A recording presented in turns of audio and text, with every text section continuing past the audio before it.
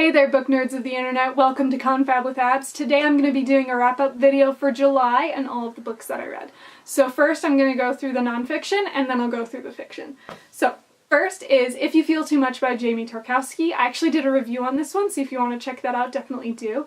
This book was written by Jamie. He's the founder of To Write Love in Her Arms, which is a non-profit organization with the aims of helping people with depression and anxiety know that they're loved and that people care about them so that they can get help and live their lives to the fullest. It's actually a really, really good cause. This is a collection of his blog posts over the years and his thoughts on humanity, current events, people, and what we mean to each other and culture and all of those things. So that's this one. Next is Wishful Drinking by Carrie Fisher, who played Leia in Star Wars, and this book goes through a bunch of stories and thoughts that she has about her life growing up, being raised by Demi Reynolds, who's a famous actress, her thoughts on her drug abuse and on Star Wars and just all of the things that have happened in her life.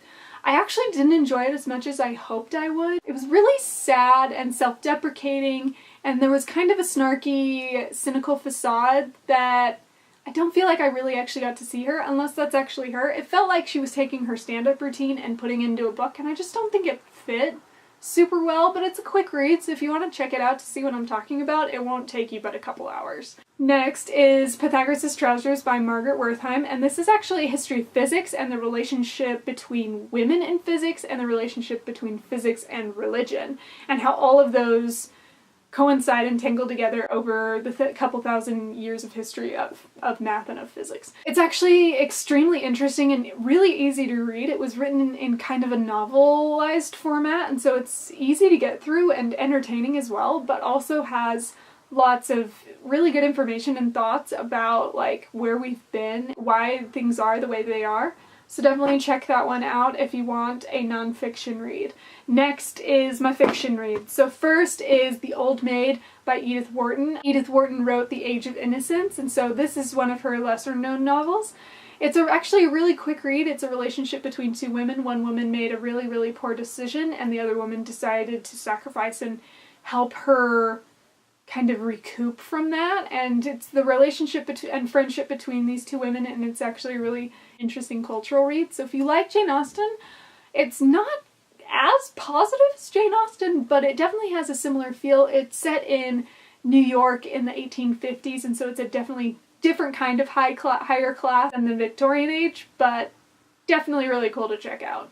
Next, I read Ernest Cline's The Armada. I did a review on this one, so definitely check it out. It came out only a couple weeks ago. It's Ernest Cline's second book after Ready Player One. It's not a sequel. It's very, very different, but it has the same pop culture references. It's really fun. It's about a character named Zach Lightman who is obsessed with this video game Armada, and he sees a spaceship from his favorite game outside his high school window, and obviously the adventure just begins there. It's a really quick, fun, thrilling read, so definitely check that one out.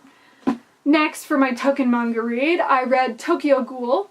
Tokyo Ghoul is also an anime, and I've seen both seasons, but I wanted to start reading it to get the more details about the character. So this book is about the relationship between humans and ghouls. Ghouls look like humans, but they eat humans, and that's the only way that they can live. And so Kaneki actually gets his insides replaced by the insides of a ghoul, and so he becomes this partially human, partially ghoul kind of thing. And so it's about humanity and what is human and how do ghouls fit, that kind of thing. Last is The Elegance of the Hedgehog by Muriel Barbary, and this is the book that inspired me to get Anna Karenina, because one of the main characters in this book's favorite book is Anna Karenina. So that character's name is Renee, and she's a hotel apartment complex's concierge.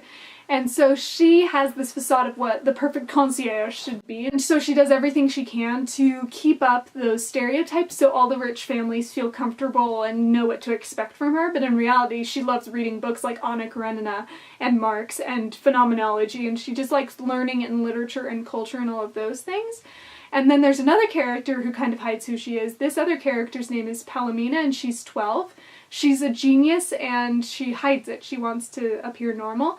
And so she writes in a journal about her thoughts about life and the world, and she's decided that she's going to commit suicide when she turns 13 and burn down her apartment.